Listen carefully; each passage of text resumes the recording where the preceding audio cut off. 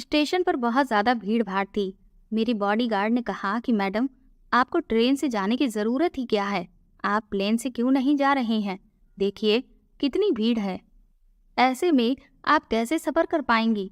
मैंने उससे कहा कि तुम मेरी फिक्र मत करो। ये तुमको लगता है कि मुझे इस सब की आदत नहीं है, जबकि मैं बहुत अच्छे से वाकिफ़ हूँ। और फिर मैंने अपना चेहरा तो कवर किया हुआ है ना, तो फिर टेंशन किस बात की है? मेरी ट्रेन आ चुकी है और मैं अपना एसी कंपार्टमेंट का डिब्बा खुद ही ढूंढ लूँगी। फिलहाल तुम भी यहाँ से जल्दी जाओ और टाइम पर एयरपोर्ट पहुँच जाना, क्योंकि फिर तुम्हें मुझे वहाँ के स्टेशन पर मिलना है। इतना कहकर मैं अपने फर्स्ट एसी कंपार्टमेंट के डिब्बे में आ चुकी थी। हर इंसान की अपनी ख्वाहिशें होती हैं। इस तरह से मैं भी न जाने कितने समय से ट्रेन में सफ़र का लुत्फ़ लेना चाहती थी। लेकिन हर बात हर कोई नहीं समझ सकता। हर चीज़ का अपना मज़ा है। अगर प्लेन में जाने का अपना मज़ा है, तो ट्रेन में सफ़र करने का भी अपना ही सुकून है। अब बस देखना ये था कि आज का मेरा सहयात्री कौन होता है।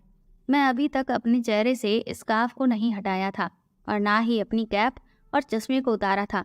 बस अपने दोनों पैरों को मोड़कर मैं आराम से अपनी सीट पर बैठ गई थी कि तभी ट्रेन ने सीटी दे दी और धीरे धीरे रेंगना शुरू हो गई। मैं बाहर दौड़ते भागते लोगों को देख रही थी। मुझे लगा कि शायद मेरे कोच में इस स्टेशन से तो कोई भी नहीं आने वाला। ये सोचकर मैं थोड़ा सा उदास हो गई। इसलिए मैंने अपना मोबाइल फ़ोन निकाल लिया। लेकिन जैसे ही ट्रेन की स्पीड तेज हुई, तभी एक हाँफती हुई लड़की मेरे कोच के अंदर आई और धड़ाम से सामने वाली सीट पर बैठ गई। वो बुरी तरह से हाँफ रही थी, जिससे साफ समझ आ रहा था कि उसने ये ट्रेन भागते भागते पकड़ी हुई है। उसे तेजी से पसीना भी आ रहा था। उसकी हालत देखकर मेरा हाथ अपने आप ही पानी की बोतल की तरफ चला गया और मैंने तुरंत उसे पीने को पानी दिया। उसने भी लपक कर तुरंत उस बोतल को पकड़ा और गटागट आधी बोतल खाली कर दी। तब जाकर उसने थोड़ी चैन की सांस ली और अपने चेहरे को पोंछते हुए मुझे एक प्यारी सी मुस्कान से थैंक यू बोला। वो लड़की लगभग 18 से 19 साल की होगी। दुबली पतली, मासूम, खूबसूरत सी लड़की जो बहुत ही प्यारी लग रही थी। उसके साथ में कोई भी नहीं था। शायद वो अपने सफ़र पर अकेले ही निकली थी। सामान के नाम पर भी उसके पास बस एक छोटा सा हैंडबैग था। शायद वो बहुत ज़्यादा दूर नहीं जा रही थी। थोड़ी देर चैन की सांस लेने के बाद उसने अपने दुपट्टे को अच्छे से फैलाकर खुद के चेहरे को अजीब तरह से लपेट लिया। ये देखकर मुझे थोड़ा अजीब लगा, क्योंकि भला इस बंद डिब्बे में उसे मेरे सिवाय कौन देख रहा था। और मैं तो एक लड़की थी। लेकिन फिर मैंने सोचा कि जिसकी जैसी मर्जी, मुझे क्या। मैंने अपने बैग से एक मैगजीन निकाली और उसे पढ़ना शुरू कर दिया। लेकिन मेरी नज़र बार बार उस लड़की के ऊपर ही जा रही थी और मैं उसकी हर एक एक्टिविटी को नोटिस कर रही थी, क्योंकि वो मुझे थोड़ी सी घबराई हुई भी लग रही थी। ना जाने ऐसा क्यों था। शायद इसलिए कि वो हो सकता है पहली बार ट्रेन में अकेले ही सफ़र कर रही हो, इसलिए वो इतना घबरा रही हो। लेकिन मुझे उस पर शक तब होने लगा जब उसने एक नज़र मुझ पर डाली, ये चेक करने के लिए कि कहीं मैं उसे देख तो नहीं रही हूँ। और फिर उसने बहुत ही धीरे से मुझसे छुपाते हुए अपने मोबाइल से सिम निकाल कर तोड़ दी और उसे तोड़ के अपने बैग में चुपचाप डाल दिया। मुझे इस बात पर हैरानी हो रही थी कि भला इसने अपनी सिम को तोड़ क्यों दिया है। कुछ देर के बाद उसने एक नया सिम निकाला और उसको मोबाइल में डालने की कोशिश करने लगी। लेकिन वो जितनी बार भी उस सिम को मोबाइल में डालती और मोबाइल ऑन करती, तो शायद कुछ ऐसा हो रहा था जिससे मोबाइल में नेटवर्क ही नहीं आ रहे थे। इसलिए वो बार बार सिम निकालती और मोबाइल ऑन करती और फिर से सिम को कभी हाथ पर रगड़ती तो कभी कुछ करती और फिर मोबाइल में डालती। वो बार बार यही कर रही थी और बीच बीच में मेरी तरफ भी नज़र डालकर ये चेक कर लेती थी कि कहीं मैं उसकी इस पूरी हरकत को देख तो नहीं रही हूँ। इसी बीच अचानक से कोच का दरवाज़ा खुला और टीटी अंदर आ गया, जिससे वो लड़की बुरी तरह से चौंक गई और उसकी हल्की सी चीख निकल गई। ये देखकर मेरी हैरानी और भी ज़्यादा बढ़ गई कि भला इसमें इतना घबराने वाली बात क्या थी। वो तो ऐसे डर रही थी जैसे उसे किसी ने पकड़ लिया हो, जैसे वो चोरी करके भाग रही हो और उसके पीछे पुलिस पड़ी हो। टीटी को देखते ही उसने अपना हाथ सीने पर रखा और आंखें बंद करके एक गहरी सांस ली और फिर से मेरी तरफ देखकर ये चेक करने लगी कि कहीं मैंने उसके डर को भांप तो नहीं लिया है। लेकिन उस वक्त मेरी नज़र उससे टकरा गई तो उसने जबरदस्ती की हल्की सी मुस्कान मेरी तरफ फेंकी, लेकिन मेरा चेहरा और आंखें तो पूरी तरह से ढके हुए थे, इसलिए मेरा कोई भी एक्सप्रेशन उसे नहीं दिख सका। टीटी ने हम दोनों की टिकट चेक की और उसके बाद वो कोच का दरवाज़ा बंद करके वहाँ से चला गया। वो एक बार फिर से अपनी सिम को फ़ोन में डालने की कोशिश करने लगी, लेकिन जाने क्या दिक्कत थी कि फिर वो बहुत परेशान हो गई और उसने हताश होकर अपना फ़ोन पटक कर बर्थ पर रख दिया। ये देखकर मैंने उसे धीरे से कहा कि क्या मैं आपकी कोई मदद कर सकती हूँ? तो वो मुझसे बोली, जी क्या आप ये सिम इस फ़ोन में डालकर दे सकती हैं? मैं बहुत देर से ट्राई कर रही हूँ, लेकिन नेटवर्क आ ही नहीं रहा है। मैंने तुरंत ही उसके हाथ से फ़ोन लिया और सिम को अच्छे से उसमें डालकर चेक किया, तो थोड़ी देर इंतज़ार करने के बाद नेटवर्क आ गए थे। क्योंकि ट्रेन में हम जब सफ़र करते हैं तो नेटवर्क अक्सर कई जगह पर गायब हो जाते हैं, इसी वजह से नेटवर्क नहीं आ रहे थे। लेकिन उस लड़की को शायद किसी बात की जल्दबाजी थी, इसलिए वो इंतज़ार ही नहीं कर रही थी। जैसे ही नेटवर्क आए मैंने उसे उसका फ़ोन वापस दिया और उसने तुरंत ही किसी को कॉल लगा दी और फिर बहुत ही धीरे से अपने मुंह पर हाथ रखते हुए वो सामने वाले से कहने लगी कि मैं ट्रेन में बैठ गई हूँ। बात करते हुए भी वो बार बार मेरी तरफ ही देख रही थी, लेकिन मैं मैगज़ीन पढ़ने में खुद को व्यस्त दिखा रही थी। फिर उसने कहा कि हाँ, तुम फिक्र मत करो, मैंने सब कुछ रख लिया है और वो सिम भी तोड़ दी है, बस तुम टाइम पर आ जाना। इसके बाद उसने अपना फ़ोन रख दिया। मैंने उससे बातचीत बढ़ाने के सिलसिले में पूछा कि तुम कहाँ जा रही हो, लेकिन उसने मेरी इस बात का जवाब ना देते हुए ये कहा कि बस मेरा सफ़र 5 घंटे का ही है। मैं समझ गई कि वो मुझे बताना नहीं चाहती है कि वो कहाँ पर उतरने वाली है। मुझे थोड़ी भूख लग रही थी, इसलिए मैंने अपने लगेज से कुछ खाने का सामान निकाला, जिसे देखकर उस लड़की की आंखों में भी मुझे भूख नज़र आने लगी। मैंने इसलिए इंसानियत के नाते कुछ खाना उससे भी शेयर करना चाहा, लेकिन उसने इनकार कर दिया। मैंने भी कोई जोर ज़बरदस्ती नहीं की, लेकिन मैंने जैसे ही अपना स्कार्फ उतारकर एक तरफ रखा, तभी अचानक मुझे देखते ही उसकी आंखें बड़ी बड़ी सी होने लगी और चेहरे पर हैरत के भाव आने लगे। ये तो मैं पहले ही जानती थी कि मैं जैसे ही अपने चेहरे को खोलूंगी तो मुझे सामने से ऐसे ही रिएक्शन नज़र आएंगे। और जैसे ही मैंने अपनी कैप और चश्मा हटाया, वो चहक कर बोली, आप संजना कपूर है ना? मैं उसकी बात का जवाब दे भी नहीं पाई थी कि वो खुद ही ज़ोर ज़ोर से खुश होते हुए चिल्लाकर कहने लगी, हाँ आप वही हैं, आप वही हैं। माय गॉड, मुझे तो यकीन नहीं हो रहा कि मैं आज अपनी ड्रीम पर्सन के साथ सफ़र कर रही हूँ। मैंने तो कभी सपने में भी नहीं सोच सकती थी कि मैं कभी आपसे मिलूँगी। मुझे अभी भी यकीन नहीं हो रहा है। क्या मैं आपको एक बार छूकर देख सकती हूँ? प्लीज़, अगर आप बुरा ना माने तो। मैं उसकी खुशी समझ सकती थी, इसलिए मैंने इजाज़त दी और उसने मेरा हाथ हल्के से टच किया और एक बार फिर से किसी छोटे बच्चों की तरह वो उछलने लगी थी। उसकी मासूमियत देखकर मुझे भी हंसी आ गई। मैंने उससे कहा, तो अब तो मेरे साथ खाना खाओगी ना? वो कहने लगी, जी हाँ बिल्कुल, क्यों नहीं। और फिर हम दोनों ने साथ में बैठकर खाना खाया।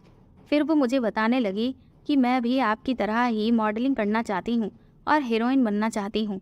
आपको देख देख कर ही मैं अपना लाइफ स्टाइल मेंटेन करने की कोशिश करती हूँ। इसके अलावा और भी ना जाने कितनी सारी बातें हैं। वो एक सांस में ही बोलती चली जा रही थी और मैं चुपचाप खामोशी से अपने चेहरे पर मुस्कान लिए सुन रही थी। उसने बिना मेरे कुछ भी पूछे हुए अपने घर के बारे में मुझे सब बताना शुरू कर दिया कि वो अपने पिता की इकलौती और लाडली औलाद है। उसके पापा एक बिजनेसमैन हैं। एक तरफ वो अपने पापा की तारीफ भी कर रही थी कि वो उसे बहुत प्यार करते हैं, उसे कभी किसी चीज़ की कमी महसूस नहीं होने देते, हर पल उसके साथ साए की तरह रहते हैं। लेकिन दूसरी तरफ वो इस बात की शिकायत भी दिखा रही थी कि उसके पापा उसे बिल्कुल भी प्राइवेसी और आज़ादी नहीं देते। वो अपनी बाकी सहेलियों की तरह अच्छे से घूम फिर नहीं पाती क्योंकि उसके पापा उसे कहीं भी आने जाने की जल्दी इजाज़त नहीं देते। उन्हें लगता है कि जैसे दुनिया में सब उनकी ही बेटी का फ़ायदा उठाने के लिए बैठे हैं। और जब उसने अपने सपने के बारे में अपने पापा को बताया तो उसके लिए भी उन्होंने साफ इनकार कर दिया, क्योंकि उनको लगता है कि अगर वो मॉडलिंग के क्षेत्र में गई तो वहाँ उसके साथ कुछ ना कुछ बुरा हो जाएगा। जबकि उसने उन्हें बहुत बार समझाया कि ऐसा कुछ भी नहीं होगा। अगर हर कोई इसी तरह से सोच ले तो फिर कभी कोई ना तो मॉडल बने और ना हीरोइन। लेकिन वो उसकी बात मानने को तैयार ही नहीं है। जब उसके पापा को उसकी खुशी दिखी ही नहीं, तब उसे ये लगने लगा कि उसके पापा उसे बिल्कुल भी प्यार नहीं करते हैं। वो इस बात की जलन भी दिखा रही थी कि उसकी बाकी सहेलियों के पापा बहुत अच्छे हैं। काश उसे भी उनके जैसे ही पिता मिले होते। फिर वो मुझे मेरे लाइफ स्टाइल और करियर के बारे में पूछने लगी कि मैं कैसे क्या क्या काम करती हूँ। मैंने भी उसे बहुत कुछ बताया, जिसे सुनकर वो और भी ज़्यादा खुश होती जा रही थी। इसी बीच मौका देखते हुए मैंने उससे कहा कि अगर तुम बुरा न मानो तो एक बात पूछूं। वो कहने लगी, हाँ हाँ क्यों नहीं, आप जो चाहें वो पूछ सकती हैं। मैंने कहा, तो क्या तुम हीरोइन बनने जा रही हो? तो वो मुस्कुराते हुए बोली कि अभी तो नहीं, लेकिन हाँ, कुछ महीनों बाद मैं मुंबई पहुंच जाऊंगी अपने राजकुमार के साथ। मैंने उससे कहा कि मतलब क्या है तुम्हारा इस बात का? तो वो कहने लगी कि दरअसल मैं अपने प्रेमी के साथ घर से भाग रही हूँ। जब उसने भागने वाली बात बोली तो वो बड़े ही धीरे से बोली, जबकि वैसे वो खूब तेज तेज आवाज में बोल रही थी। इतना कहते ही वो मुझसे पूछने लगी, आप ही बताइए कि क्या सच्चे प्यार के लिए भागने में कोई बुराई है? मैंने उससे कहा कि ये तो तुम खुद सोचो, अगर बुराई नहीं है तो तुमने बाकी की बातें तो आराम से बताई, लेकिन इस बात को तुमने इतना धीरे से क्यों बोला? मेरे इस बात पर उसके चेहरे का रंग एकदम से उड़ गया। फिर वो कहने लगी कि मैं खुशी खुशी नहीं भाग रही हूँ। दरअसल मैं एक लड़के से बहुत प्यार करती हूँ और मेरे पापा उससे मेरी शादी कभी भी नहीं करते, क्योंकि उन्हें तो मेरी खुशी की परवाह ही नहीं है। जबकि मैं जिससे प्यार करती हूँ उसका नाम अमन है। उसे मेरे सपनों की बहुत कदर है। उसने ही मुझसे कहा कि मैं उससे शादी कर लूँ और उसके बाद वो मुझे मुंबई ले जाएगा ताकि मेरे सपनों को पूरा कर सके। तो अब आप ही बताइए कि मैं भी क्या करती? सच्चा प्यार करने वाला और आपके सपने पूरी करने वाला तो वैसे भी बहुत ही खुशकिस्मती से मिलता है, तो मैं उसे ठोकर कैसे मार देती? और फिर ऐसा नहीं है कि मैं अपने पापा को छोड़ दूंगी। एक बार जब मैं बड़ी हीरोइन बन जाऊंगी तो मैं अपने पापा को भी मना लूंगी। इसी बीच उस लड़की का मोबाइल एक बार फिर से बजा और उसकी बातों से समझ आ रहा था कि उधर से वो लड़का इस बात की पूरी तसल्ली कर लेना चाहता था कि ये लड़की अपने साथ उसकी बताई हुई सारी चीज़ें लेकर आई है या नहीं। जिस पर वो कहने लगी कि मैंने तुम्हें बताया था कि मैंने सब कुछ रख लिया है, तुम बिल्कुल भी चिंता मत करो। कई महीने हम आराम से एक जगह रहकर गुजार सकते हैं। इस बीच कहीं ना कहीं तो तुम्हें काम मिल ही जाएगा। मुझे वो लड़की बहुत मासूम लग रही थी, लेकिन साथ ही साथ उसकी उम्र ऐसी थी कि जिसमें अक्सर लोग ऐसी बेवकूफ़ियाँ करते हैं। उसने अपना नाम मुझे चंचल बताया था। कुछ देर बाद मैंने उससे पूछा, तो फिर अमन तो तुम्हें स्टेशन पर लेने पहुंच ही जाएगा, क्योंकि अब तो रात होने लगी है। तो वो कहने लगी कि नहीं, अमन तो अभी यहाँ से बहुत दूर है। दरअसल मैं पुणे जा रही हूँ, लेकिन अमन ने कहा है कि मैं डायरेक्ट पुणे ना पहुँचूँ, बल्कि बीच में किसी स्टेशन पर उतरकर एक बस पकड़ लूँ और फिर उस बस से होते हुए पुणे पहुँचूँ, ताकि पापा ने अगर मेरे पीछे पुलिस लगा भी रखी होगी तो उनको मैं आराम से चकमा दे सकूं। मैं हैरान थी कि आजकल के बच्चों में कितना ज़्यादा दिमाग है, लेकिन जहाँ इन्हें समझ होनी चाहिए वहाँ ये इस समझ का इस्तेमाल नहीं करते। इसीलिए इस लड़की ने अपना सिम भी चेंज कर लिया था ताकि कोई इसकी लोकेशन को ट्रेस ना कर सके। मैंने उससे कहा कि चंचल, लेकिन जब तक तुम पहुँचोगी काफ़ी रात हो जाएगी और इतनी रात में अकेले एक जगह से दूसरी जगह ट्रैवल करना तुम्हारे लिए सही नहीं है। तुमने कहा कि अमन तुमसे बहुत प्यार करता है, तो फिर उसे तुम्हारी सुरक्षा के बारे में सोचना चाहिए था ना।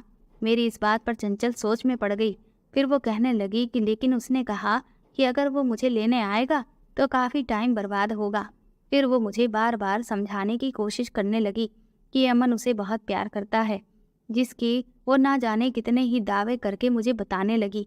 मैं समझ चुकी थी कि ये सब सिर्फ इसकी उम्र का नतीजा है और कुछ नहीं, और उसी के चक्कर में ये लड़की अपनी ज़िंदगी खराब करने जा रही है। मैंने उससे कहना तो बहुत कुछ चाहती थी, लेकिन समझ नहीं पा रही थी कि कहना चाहिए भी या नहीं। फिर मैं अपनी मैगजीन पढ़ने लगी। थोड़ी देर बाद वो बोर हुई तो कहने लगी, आप क्या पढ़ रही हो? मैंने उससे कहा कि एक लड़की की आत्मकथा इस मैगजीन में छपी है, बस वही पढ़ने जा रही हूँ। तो वो दिलचस्पी लेते हुए मुझसे बोली, तो प्लीज़ आप मुझे भी सुनाइए ना, क्योंकि मैं बहुत बोर हो रही हूँ और मुझे आत्मकथा और कहानियाँ काफ़ी पसंद आती हैं। मैंने मुस्कुराते हुए उससे कहा, ठीक है। फिर मैंने पढ़ना शुरू किया। मेरा नाम सीमा है। मैंने जब से होश संभाला था तब से मैंने अपना नाम कम सुना था, क्योंकि मुझे हमेशा मनहूस कहकर ही पुकारा गया। मेरा बाप मुझे यही कहकर बुलाया करता था, इसलिए मुझे तो यही लगने लगा था कि मेरा यही नाम है। मैं जब 6 साल की हुई तो मुझे मालूम हुआ कि मेरा नाम तो मेरी माँ ने सीमा रखा था, लेकिन पापा मुझे मनहूस कहते रहते थे।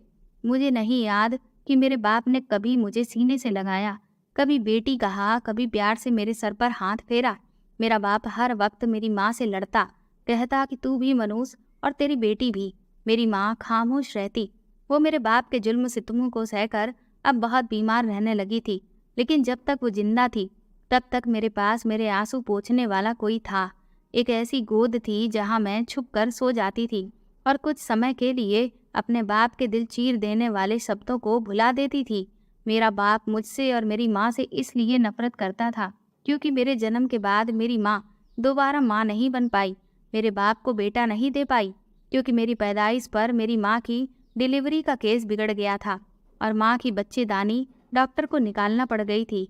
मेरे बाप को लगता कि मेरी वजह से उसके खानदान का चिराग उसे नहीं मिला, इसलिए वो मुझसे और मेरी माँ से नफरत करता था। मैं जब 13 साल की हुई तो मेरी माँ बिस्तर से बिल्कुल लग गई थी। मेरे बाप ने मेरा स्कूल में दाखिला भी नहीं करवाया। कहता, तुझ पर पैसा खर्च क्यों करूं? मेरा पैसा हराम का नहीं है। मेरा बस चले तो ये 2 वक्त की रोटी भी तुम माँ बेटी को खाने को ना दूं। पता नहीं कैसा सख्त दिल बाप था मेरा कि उसके दिल में मेरे लिए जरा भी तड़प और प्यार नहीं थी, जबकि मैंने तो सुना था कि बेटी के आंसू देखकर बाप तड़प जाते हैं। कभी मैं दूसरों के बाप देखती तो मेरी आंखों में आंसू आ जाते। सोचती काश मेरा बाप भी कभी तो मुझे यूं प्यार भरी बात करता जैसी मेरी सहेलियों के बाप करते थे, लेकिन शायद ये ऐसी हसरत थी जो मेरी मौत के बाद ही खत्म होनी थी। अभी तो मेरा यही दर्द कम नहीं हुआ था कि मुझ पर एक और कयामत टूट पड़ी। मेरी माँ एक रात ऐसी नींद सोई कि कभी ना उठी। मैं उस दिन बहुत तड़प के रोई थी। माँ को बहुत हिलाया कि माँ मुझे छोड़कर मत जाओ, उठ जाओ माँ, तुम तो जानती हो कि तुम्हारे सिवा मेरा कोई नहीं।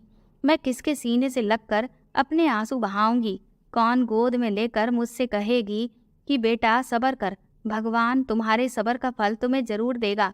माँ, मुझे आपके साथ सोने की आदत है, मुझे कैसे नींद आएगी? मेरी सिसकियाँ रुक नहीं रही थी, मेरे आंसू रुक नहीं रहे थे। मैं अपनी माँ के मुर्दा शरीर के सामने उससे विनती कर रही थी कि काश कोई चमत्कार हो जाए, मेरी माँ गहरी नींद से जाग जाए, लेकिन मेरे आंसू किसी ने नहीं पोंछे और मेरी माँ मुझे रोता तड़पता छोड़कर चली गई। उस दिन पापा भी बहुत चुप थे। मुझे लगा शायद आज के दिन उन्हें मुझ पर तरस आ जाए। आज तो वो मुझे सीने से लगाकर तसल्ली देंगे कि मत रो बेटी, मैं हूं ना तेरे पास। लेकिन ऐसा नहीं हुआ। मैं अपनी माँ को याद करते हुए सो गई, लेकिन उस रात की जितनी तकलीफ मैंने 13 साल की उम्र में सही थी, उससे कई ज़्यादा दर्द अपनी माँ के मरने के दूसरे दिन सहा था। मेरी माँ की चिता की आग अभी ठंडी भी नहीं हुई थी कि मेरा बाप अगले दिन ही अपनी नई दुल्हन लेकर घर आ गया।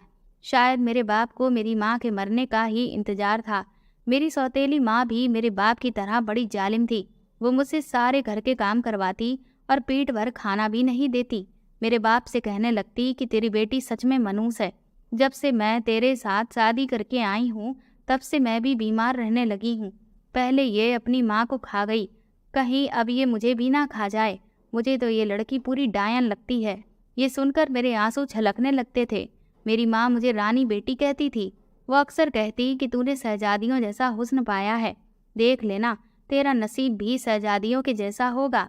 वो मेरी सगी माँ थी, इसलिए मुझे शहजादी कहती थी, लेकिन शायद मैं तो मनहूस थी, तभी तो माँ मर गई। अब मुझे जब भी अपनी माँ की याद आती तो मैं घर के किसी कोने में जाकर छुप कर बैठ जाती और अपनी माँ को याद करके खूब रोती, क्योंकि मेरा बाप और सौतेली माँ तो मुझे रोने भी नहीं देते थे। मैं जब रोकर अपना गम हल्का करके बाहर निकलती तो मेरी सौतेली माँ मुझे खूब मारती। कहती, इतनी सी उम्र में तूने कितने यार पाल रखे हैं जो रोजाना तू गायब हो जाती है, बता किससे मिलने जाती है?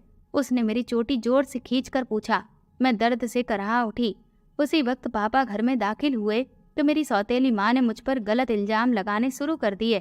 कहने लगी, लगाम डाल अपनी बेटी पर, इस उम्र में ही इसके चाल चलन अच्छे नहीं हैं, जबकि मैं तो ये समझ नहीं पा रही थी कि यार पालना क्या होता है, और ना ही चाल चलन से समझ आ रहा था कि वो क्या कह रही थी।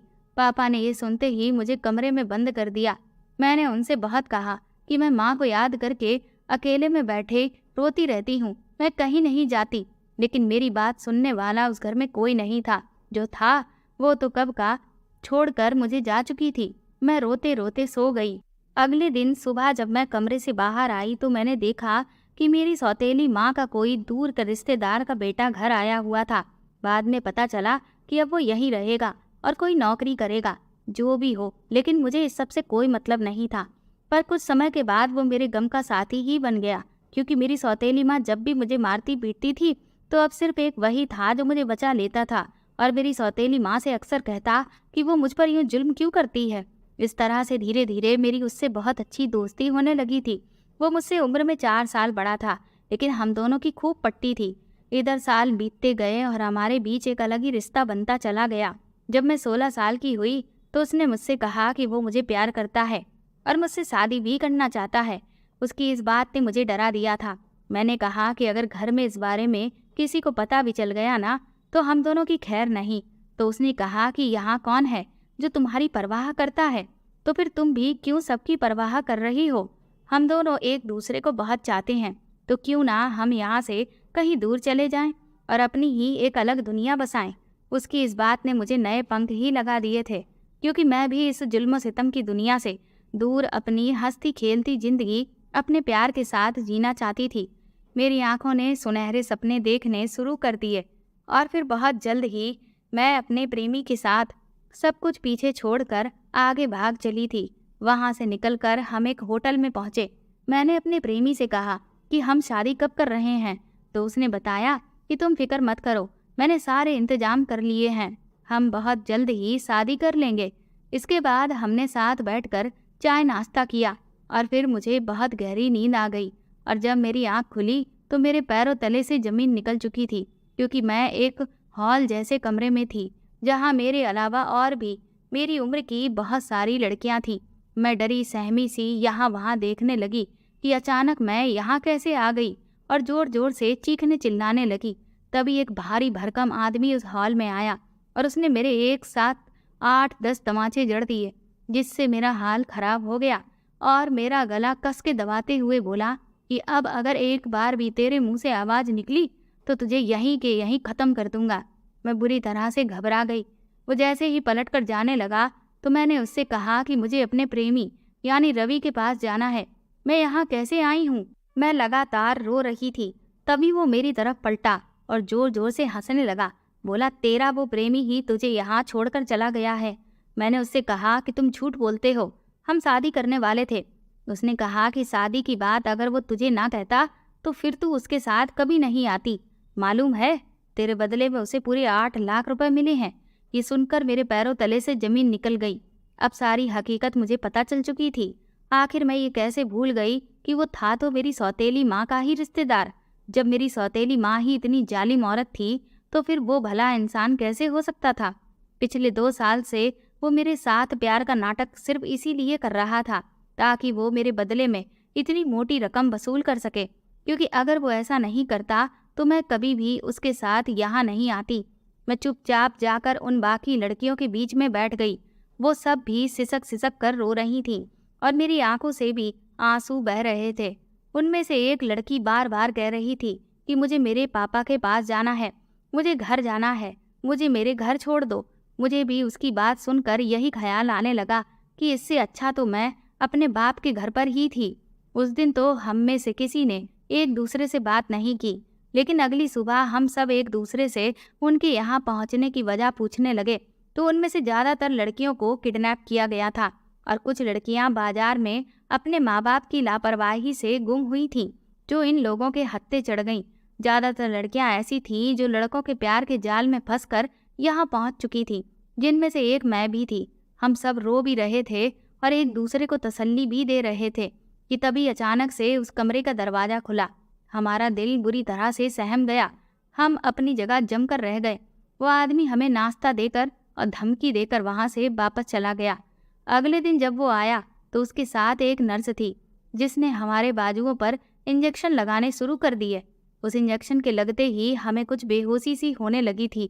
कुछ ही देर में हम गहरी नींद सो चुके थे, लेकिन जब हम सोकर उठे तो हमें बहुत तेज भूख लग रही थी। दोपहर के समय हमारे सामने एक बड़ी सी प्लेट में खाना रखा गया और रोटियां भी। हमें इतनी भूख लगी थी कि अगर हमें खाना ना मिलता तो हम मर ही जाते। हमने जल्दी जल्दी खाना खाना शुरू किया। खाना बहुत ही मज़ेदार था। हम खाते खाते थके जा रहे थे, लेकिन भूख थी कि मिट ही नहीं रही थी। उसके बाद हर रोज़ नर्स हमें इंजेक्शन लगाने आती थी। रोज़ हम सब अपनी खुराक से ज़्यादा खाना खाने लगे थे और इसका असर कुछ ही महीनों में हमें दिखने लगा। ज़्यादा खाना खाने की वजह से हमारे शरीर और भी ज़्यादा भरने लगे और कुछ ही महीनों में हम अपनी उम्र से और ज़्यादा बड़े लगने लगे। 1 साल में ही मैं 20-21 साल की लगने लगी थी। हम सब एक दूसरे को देखकर हैरान थे। फिर एक दिन वो आदमी आया और हमें गाड़ी में बिठाकर एक जगह ले गया। वो बहुत ही अजीब छोटी छोटी गलियों वाला इलाका था। हर तरफ घुंघरुओं की आवाज़ें आ रही थीं और बेहुदा गाने और ढोल बज रहे थे।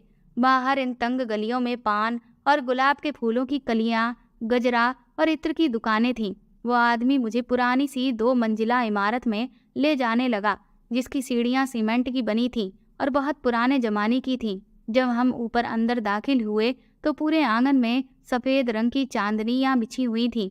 उनके चारों तरफ गोल तकिए सजे थे।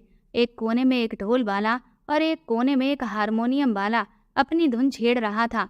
एक तख्त भी था जहाँ 50 साल की लगभग औरत मेकअप से लिपी पुती सामने नाचती हुई लड़कियों को देख रही थी और उन्हें सिखा रही थी कि कैसे नाचना है। वह आदमी हमें उस औरत के पास लेकर आया। हमें देखते ही वो औरत बड़ी खुशी से मुस्कुराई। हम सब लड़कियां दिखने में बहुत खूबसूरत थीं, इसीलिए उस औरत की आंखें खुशी से चमक उठी। उसने उस आदमी से हमारी कीमत पूछी। उस आदमी ने हर लड़की के 50 लाख बताए। अब ये मेरा दूसरा सौदा था। हमें ये जगह पसंद नहीं थी। अगले दिन हमें भी वहाँ नाच गाना सिखाया जाने लगा।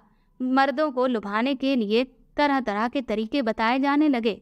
एक ही साल में हमें अपने ग्राहक से पेश आने के अंदाज सिखाए गए।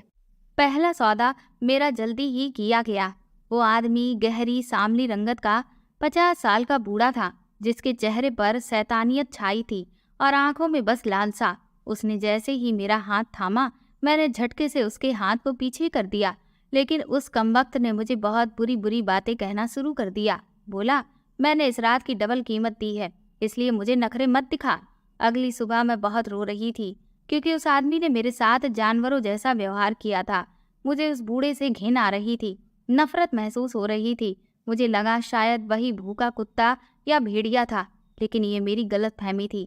वहाँ आने वाले मर्द के चेहरे, रंग, शक्ल, सूरत सब अलग होते, लेकिन वो अपने संस्कार और सभ्यता को पैर की जूती के साथ ही कोठे की दहलीज पर उतार कर अंदर दाखिल होते। हर रात हमारी तकलीफ भरी होती। हर रोज एक नया आदमी और हर रोज एक नई तकलीफ। शुरुआत में बहुत रोई और हर रोज मैं रवि को कोसती कि काश मैं कभी उस पर भरोसा नहीं करती।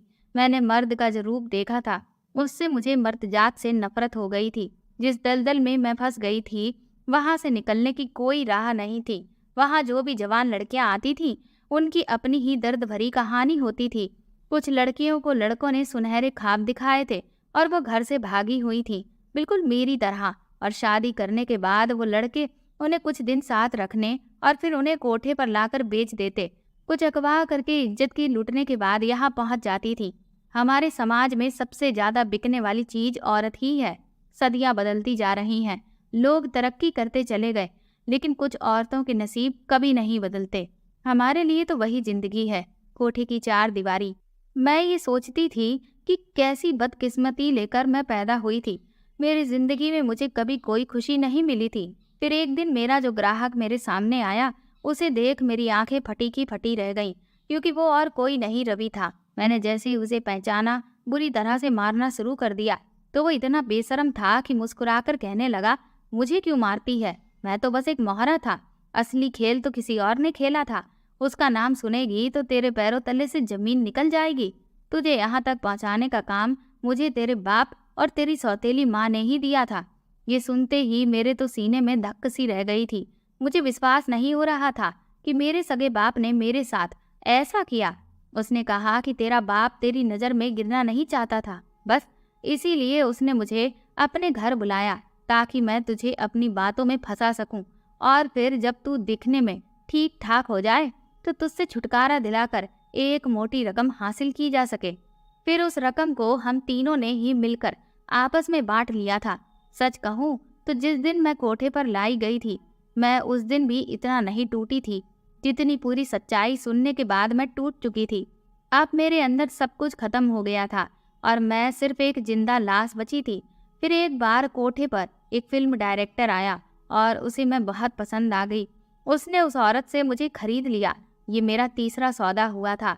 वो पहले मुझे अपने साथ होटल ले गया।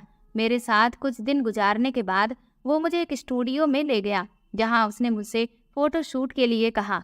मैं खूबसूरत थी, इसलिए बहुत जल्दी ही मैगजीन की सुर्खियों पर छाने लगी। मेरे और एक मुर्दा औरत के शरीर में ज़्यादा फर्क नहीं रहा था, क्योंकि मैं भी उसी दिन मर गई थी जिस दिन मेरे बाप की सच्चाई मुझ पर खुली थी।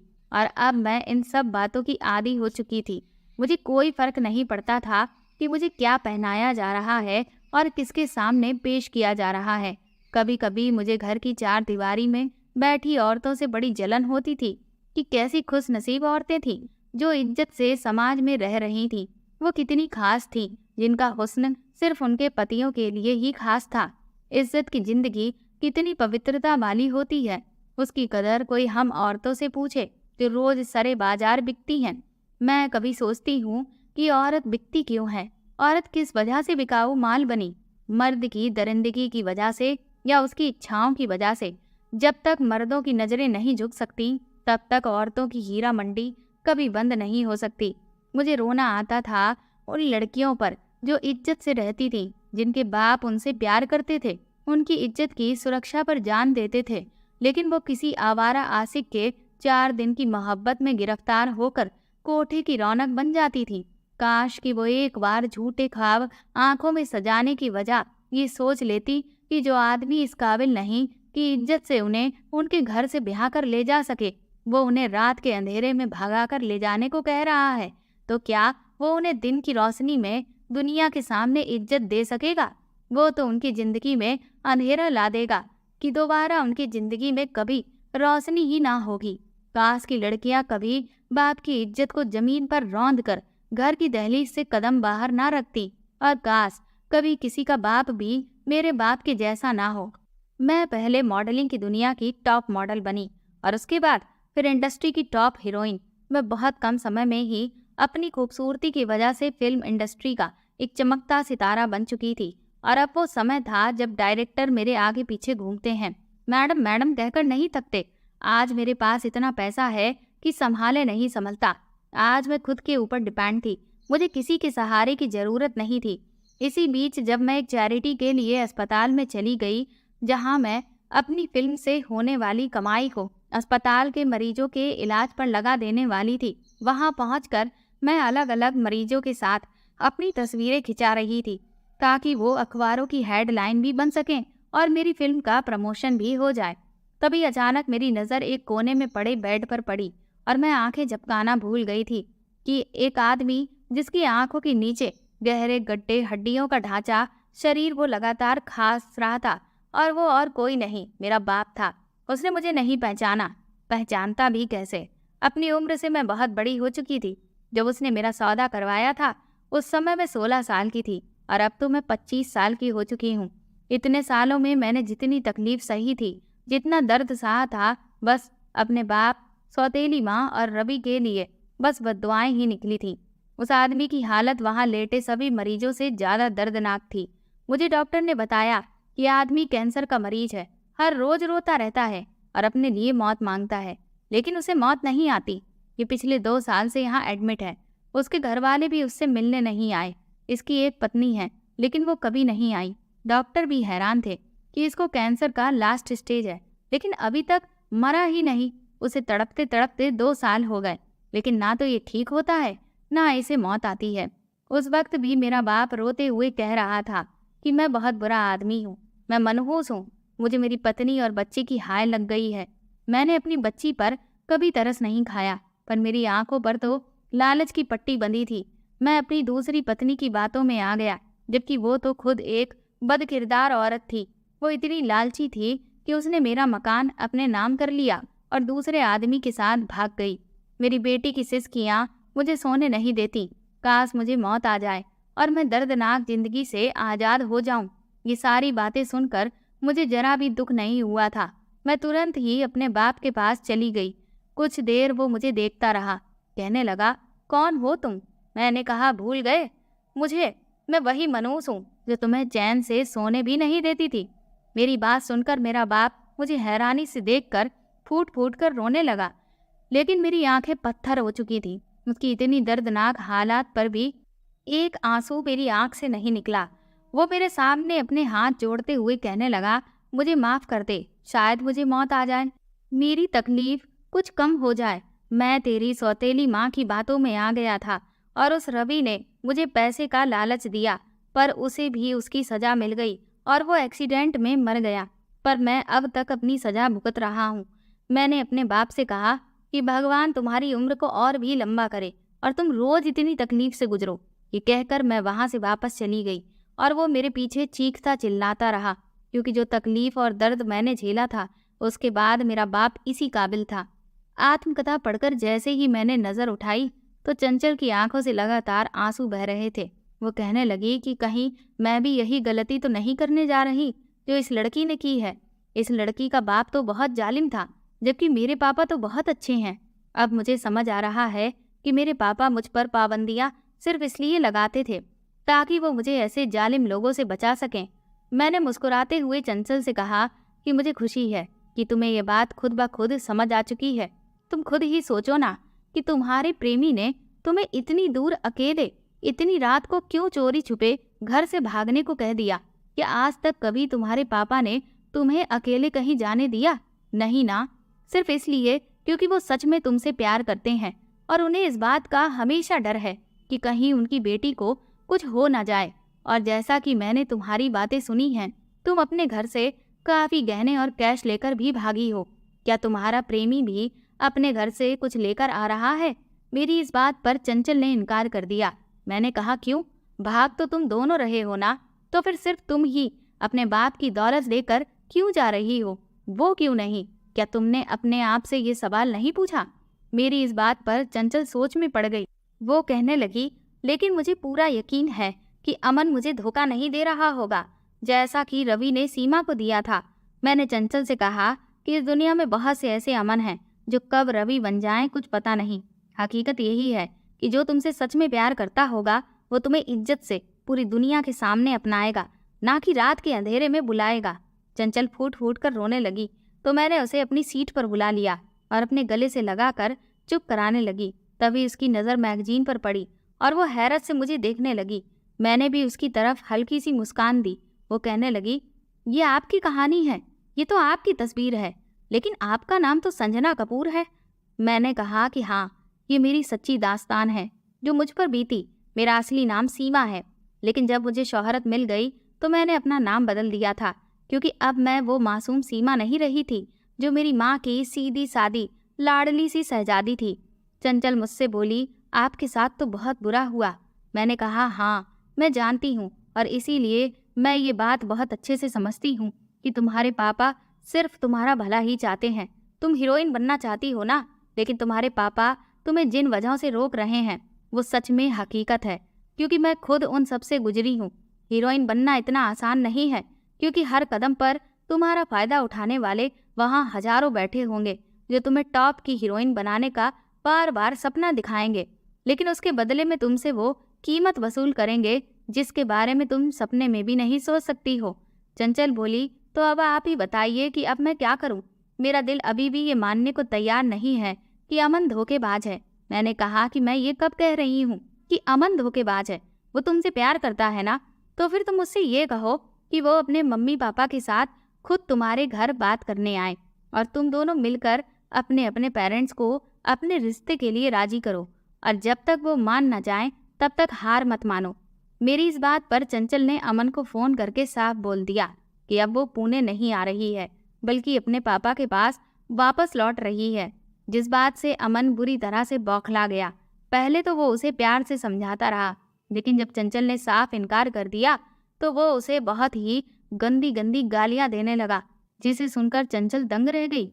और तभी उसके पीछे से कुछ आदमियों की उससे बहस करने की आवाजें आने लगी। वो कह रहे थे कि तूने तो वादा किया था कि ये लड़की हर हाल में आज आ जाएगी, जिसके लिए हमने अपने क्लाइंट से बहुत मोटी रकम भी ले ली है।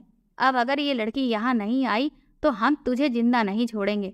इस पर अमन उन्हें चुप कराने की कोशिश करने लगा। उनकी पूरी बात सुनने के बाद चंचल के होश उड़ गए और उसने भी अमन को खूब खरी खोटी सुना डाली और अपना फोन स्विच ऑफ कर दिया।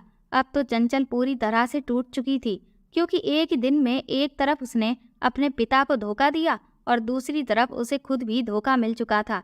मैंने चंचल को समझाया कि तुम्हें तकलीफ नहीं होनी चाहिए, बल्कि तुम्हें तो खुश होना चाहिए कि तुम एक ऐसे धोखेबाज इंसान के हाथों फंसने से बच गई हो। सोचो, अगर तुम उसके पास चली जाती तो वो तुम्हारी जिंदगी बर्बाद करके रख देता। चंचल मुझे शुक्रिया कहने लगी कि मैंने आज उसकी जिंदगी को बर्बाद होने से बचा लिया। सच कहूँ तो चंचल में मुझे वो मासूम सीमा नजर आती थी जिससे दुनिया की कोई भी परख नहीं थी। रात बहुत हो चुकी थी और हम मुंबई पहुंच चुके थे, लेकिन चंचल को समझ नहीं आ रहा था कि अब वो कहाँ जाए, क्या करे। इसलिए मैंने उससे कहा कि तुम मेरे साथ मेरे घर चलो। पहले तो वो कुछ देर सोचती रही, फिर मैंने उससे कहा कि तुम मुझ पर भरोसा कर सकती हो और इसीलिए सबसे पहले तुम अपने पापा से बात करके उन्हें बता दो कि तुम सही सलामत हो और किसके साथ हो। मैंने चंचल को अपना फ़ोन दिया और उसने अपने पापा से रो रो कर अपने किए की माफ़ी मांगी। उसके पापा ने उसे माफ़ भी कर दिया और उसने बता दिया कि वो मेरे साथ रुकी हुई है। मैंने उसके पापा को अपना एड्रेस दिया ताकि अगले दिन आकर वो अपनी बेटी को वापस ले जाएं। अगले दिन जब चंचल के पापा आए तो वो मेरे पैर छूने लगे। वो बोले कि तुमने एक बड़ी बहन की तरह मेरी बेटी का ख्याल रखा, मैं जिंदगी भर तुम्हारा एहसानमंद रहूँगा। मैंने उनसे कहा कि आप मुझे चंचल की बड़ी बहन भी कह रहे हैं और शुक्रिया भी बोल रहे हैं, ये तो गलत बात है। मैंने चंचल से उसका एड्रेस ले लिया। चंचल ने कहा कि आप मुझसे मिलने ज़रूर आइएगा। इसके बाद वो अपने पापा के साथ वापस लौट गई। कुछ समय के बाद मुझे एक फिल्म ऑफर हुई जिसमें एक दूसरे कैरेक्टर के लिए एक कम उम्र लड़की की ज़रूरत थी। मुझे चंचल के सपने के बारे में याद था और इसीलिए मैं तुरंत ही उसके घर पहुंच गई। मैंने जब उसे फिल्म की पेशकश की तो वो तो खुशी से उछल पड़ी थी, लेकिन उसके पापा बहुत डरे हुए थे। पर मैंने उन्हें भरोसा दिलाया कि मेरे होते हुए चंचल के साथ कुछ भी ऐसा वैसा नहीं हो सकता, क्योंकि मैं अब इतने साल से इस इंडस्ट्री में हूँ कि सब के बारे में अच्छे से जानती हूँ कि कौन कैसा इंसान है।